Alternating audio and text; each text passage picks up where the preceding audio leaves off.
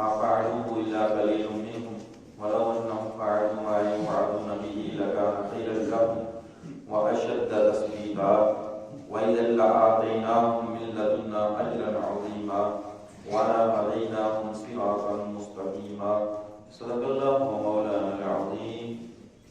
سورہ نساء کی آیات مبارکہ کے درس اطاعت رسول حقیقت میں چل رہا ہے۔ آیت نمبر 66، 7، 8۔ پیچھے جب ابھی ذکر ہوا کہ منافقین جو اگر دل سے رسول اللہ صلی اللہ علیہ وسلم کے فیصلے کو یا آپ کی اطاعت کو نہ مانیں گے، اگر تھوڑی سی بھی کجی ان کے دل میں ہوئی، تھوڑی سی بھی اگر ان کے دل میں بغض اور کینہ کی بے ادبی، گستاخی کی اگر بو ہوئی تو اللہ تبارک و تعالیٰ نے پچھلے آیت مبارکہ میں کیا فرمایا؟ واضح فرمایا لا یؤمنون، وہ مومن ہی نہیں جس کے دل میں رسول اللہ صلی اللہ علیہ وسلم کی اطاعت کا جذبے میں اگر تھوڑی سی کمی ہے۔ اب آگے مثال دے کے سمجھایا جا رہا ہے۔ اللہ تبارک و تعالیٰ جل جلالہ فرماتا ہے وَلَوْ أَنَّا كَتَبْنَا عَلَيْهِمْ، اور اگر ہم ان پہ یہ فرض کر دیتے کس چیز کو؟ أَنِ اقْتُلُوا أَنفُسَكُمْ، کہ رسول کی اطاعت میں اپنے آپ کو قتل کر ڈالو، اپنی جانوں کو ختم کر ڈالو۔ أَوِ اخْرُجُوا مِنْ دِيَارِكُمْ، یا انہیں کہتے کہ تم اپنے آپ کو اپنے گھروں سے نکالو، اپنے گھر سے باہر ہو جاؤ، گھروں کو چھوڑ دو، تو مَا فَعَلُوا، تو وہ ایسا نہیں کریں گے۔ اللہ تعالیٰ ارشاد فرماتا ہے یہ تو رسول اللہ صلی اللہ علیہ وسلم کی بارگاہ میں آنا اور فیصلہ کروانا اور اس کو قبول کرنا یہ تو آسان سی بات ہے کہ رسول اللہ صلی اللہ علیہ وسلم نے جو فیصلہ کرنا ہے وہ تو میرٹ پہ کرنا ہے۔ اس کو قبول کرنا تو آسان سی بات ہے، اس سے سخت حکم دیتے ہیں ہم کیا کہ اپنی جانوں کو قتل کر ڈالو، ختم کر ڈالو، اپنے گھروں سے نکل جاؤ۔ اللہ تعالیٰ مَا فَعَلُوا، ایسا وہ نہیں کر سکتے۔ اِلَّا قَلِيلٌ مِّنْهُمْ، مگر بہت تھوڑے، مگر بہت ہی تھوڑے اگر ایسا کرتے۔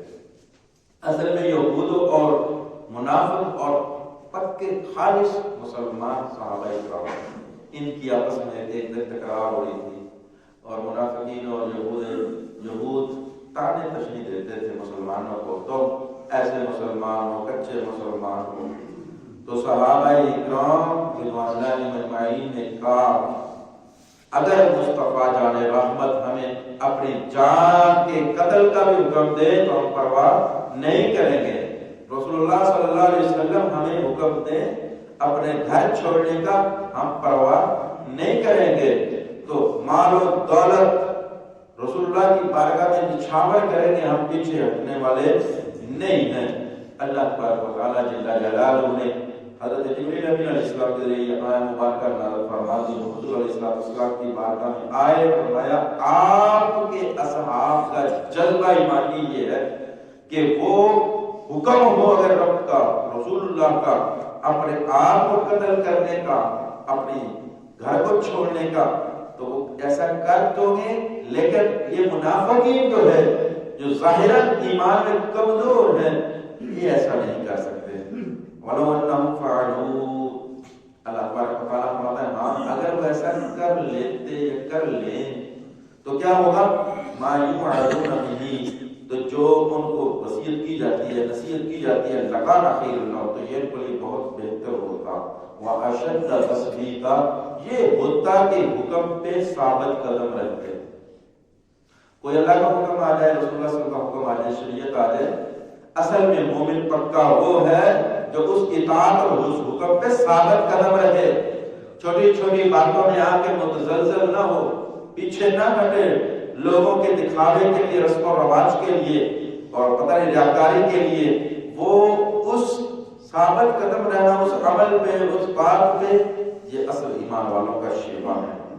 پھر اللہ تعالیٰ فرماتا ہے وَإِذًا لَّآتَيْنَاهُم مِّن لَّدُنَّا أَجْرًا عَظِيمًا، ایسے لوگوں کو ہم اپنی طرف سے اجر عظیم عطا فرماتے ہیں جو اس حکم پہ ثابت قدم رہتے ہیں۔ وَلَهَدَيْنَاهُمْ صِرَاطًا مُسْتَقِيمًا، اور ہم ایسے لوگوں کو سیدھے راستے کی ہدایت دیتے ہیں، ہم مانتے ہیں اہدنا الصراط المستقیم ہر نماز میں، مولا ہمیں سیدھا راستہ دکھا، سیدھے راستے پہ چلا، سیدھے راستے پہ چلا، تو سیدھے راستے پہ گویا چلنا تھے کہ لائن دے دی، اور کون سی لائن ہے؟ وہ یہی ہے کہ جو حکم آ جائے پھر اس پہ ڈٹ جاؤ، اس پہ ثابت قدم رہو، پھر دنیا ادھر سے ادھر ہو جائے، پھر تم نے نہیں ہلنا، تم اپنے ایمان کی فکر کرتی ہے کہ یہ اللہ اور اللہ کے رسول صلی اللہ علیہ وسلم کا حکم ہے، جو اس حکم پہ ڈٹ جاتا ہے پھر اللہ بھی اس کے لیے ہدایت کے راستے آسان کر دیتا ہے۔ جو ویسے مانگے رہے زبان سے اللہ ہمیں ہدایت دے، نماز میں آ کے سارے کہتے ہیں اللہ ہمیں ہدایت دے، نماز سلام پھیرتے ہیں، ہمیں پتہ ہی نہیں ہوتا ہم نماز میں پڑھا کیا ہے، کہا کیا ہے، باہر جا کے دکان پہ بیٹھے ہیں، حضرت صاحب دکان پہ جاتے تھے، 2 نمبری ملاوٹ چیزیں بیچ رہا ہے، ہاں جی جو کچھ کر رہا ہے دھوکہ دے رہا ہے، جھوٹ بول رہا ہے، تو پھر وہ نماز میں ہدایت، نماز کا قصور نہیں، اس میں قصور کس چیز کا؟ کہ ہم نے اس حکم کو سمجھا ہی نہیں ہے، ہم نے اس کو عمل کیا ہی نہیں ہے، اس پہ ثابت قدم رہے ہی نہیں ہے۔